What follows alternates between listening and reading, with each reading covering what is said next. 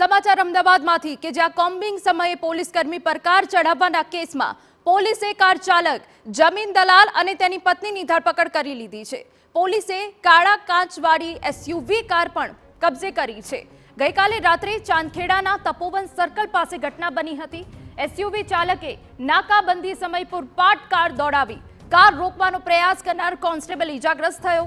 પોલીસે સમગ્ર મામલે ગુનો નોંધી તપાસ હાથ ધરી। કોન્સ્ટેબલને જાનથી મારી નાખવાના ઈરાદે કાર ચડાવ્યાનો આરોપ છે। કોન્સ્ટેબલ પર કાર ચડાવવા બાકી ચૂકી કાર ચલાવ્યાનો પણ આક્ષેપ।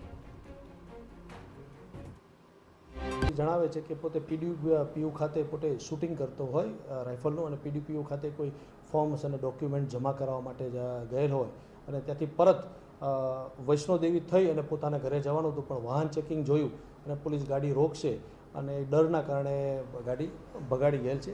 હાલ સુધી અને અત્યાર સુધી આપણને આવી માહિતી કરી છે। બાકી એનું મેડિકલ થઈને આવે ત્યારબાદ આપણને ખ્યાલ આવે કે કોઈ સેવન કરેલું હતું કે કેમ।